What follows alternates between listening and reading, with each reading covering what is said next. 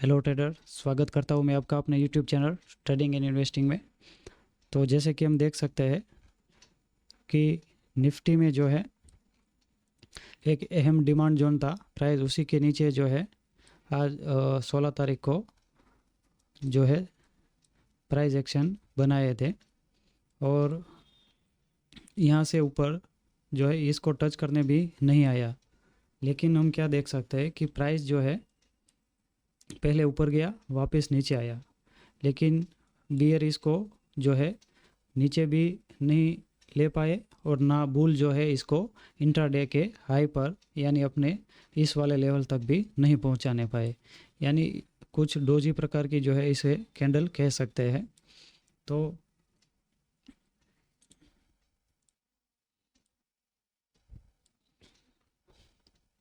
हम देख सकते हैं कि पहले हम देख लेते हैं कि मार्केट में कहाँ कहाँ पर हमारे सेटअप बने थे। तो पहला सेटअप आप देख सकते हैं कि यहाँ बना था। अगर यहाँ से एक लॉन्ग पोजीशन हम बनाते हैं तो हमें कितना टारगेट मिलता है आप देख सकते हैं। हम क्योंकि 50 पॉइंट का ही टारगेट रखते हैं तो हम देख सकते हैं कि प्राइस जो है 50 पॉइंट के बस थोड़ा सा ही दूर रहती है, वापस नीचे आती है, वापस ऊपर जाती है, वापस नीचे आती है।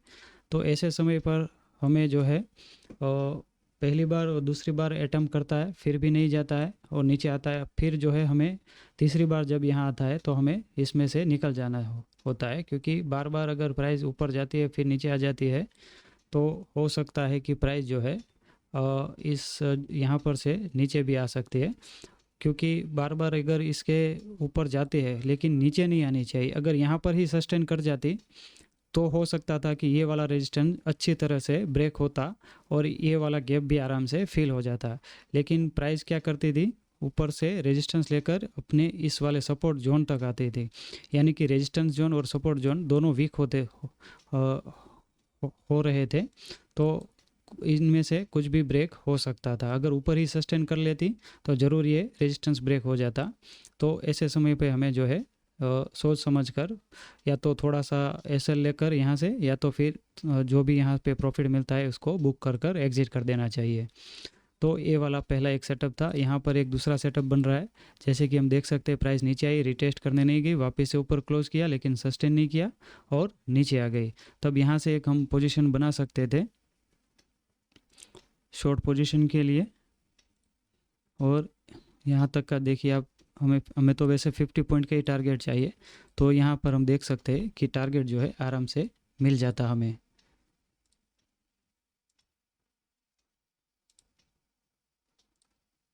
देखिए नेट कनेक्शन थोड़ा सा प्रॉब्लम है, मैं देख लेता हूँ। चलिए शुरू करते हैं वापस से। तो मैंने जैसे बताया, यहाँ से आप जो है एक डाउन साइड का सेटअप बना सकते थे और आपको आराम से टारगेट यहाँ से मिल जाता। और यहाँ से एक सेटअप बन रहा है, देखिए आप, जब प्राइस नीचे आई वापस से ऊपर क्लोज किया, रिजेक्शन भी मिल रहा है हमें। तो यहाँ से हमें लॉन्ग पोजीशन बनानी है। यहाँ से जो है हम आराम से एक लॉन्ग पोजीशन के लिए सेटअप बनाते, तब भी जो हमें आराम से टारगेट मिल जा रहा है। तो इस प्रकार से यहाँ से एक सेटअप बना था लॉन्ग पोजीशन के लिए, जिसमें हमें 45 या तो 48 पॉइंट जितना ही मिल रहा था। वापस से यहाँ पर जो है हमें एक डाउन साइड के लिए सेटअप बन रहा था, 1 2 और 3। तो 3 सेटअप जो है हमें यहाँ पर मिल रहे थे और हम बना सकते थे। और इसमें से 2 में तो हम देख सकते हैं कि आराम से टारगेट मिल जा रहा है। इस वाले में जो है हमें प्राइस एक्शन के आधार पर अपनी जो ट्रेडिंग एक्सपीरियंस है उसके आधार पर हमें या तो छोटा प्रॉफिट बुक कर लेना है, या तो फिर आपको जो है यहाँ पर आपको एक एसएल देना पड़ सकता है। और अब देख लेते हैं प्री एनालिसिस। तो जैसे कि हम देख सकते हैं कि प्राइस में जो है हम पिछले कुछ दिनों से देख सकते हैं कि प्राइस हमेशा क्या कर रहा है, नीचे ही आ रहा है। लेकिन यहाँ पर क्या अभी दिख रहा है कि प्राइस ने ऊपर साइड हमें क्लोजिंग दी हुई है, लेकिन उतनी अप साइड नहीं दी है जितनी बैंक निफ्टी में हमको देखने को मिली है। लेकिन हो सकता है क्योंकि अगर बैंक निफ्टी गैप अप होता है तो निफ्टी जो है या तो फ्लैट ओपन हो सकता है, या तो ये वाले रेजिस्टेंस पर गैप अप कर सकता है। यानी इसका भी गैप अप या तो फ्लैट ओपनिंग के चांसेस ज़्यादा रहते हैं, क्योंकि हम देख सकते हैं कि प्राइस में काफ़ी बुलिश मोमेंटम दिख रही है। अगर प्राइस यहाँ पर से ओपन होती है और यहाँ तक का गैप फिल करने के बाद यहाँ से अगर रेजिस्टेंस लेती है तो हमें फिर जो है डाउन साइड का एक सेटअप मिल सकता है। अगर प्राइस फ्लैट ओपन होती है तो क्या हो सकता है कि प्राइस यहाँ से सपोर्ट ले ले और या तो यहाँ से सपोर्ट ले ले, तब जो है हमें अप साइड का एक सेटअप में देखने को मिल सकता है। तो ये हो गई अगर फ्लैट और गैप अप होता है तब की प्राइस एक्शन। अगर प्राइस जो है फ्लैट होती है और यहाँ से जाती है नीचे तो हमें यहाँ से जो है अप साइड का एक सेटअप मिल सकता है। प्राइस एक्शन के आधार पर ही जो है आपको लेना है, सीधा सेटअप पर कुछ भी नहीं करना है। और अगर यहाँ से गैप डाउन होती है, वैसे होने वाला नहीं है, प्राइस या तो फ्लैट ओपन होगी या तो गैप अप ही होगी, गैप डाउन के चांसेस बहुत कम है।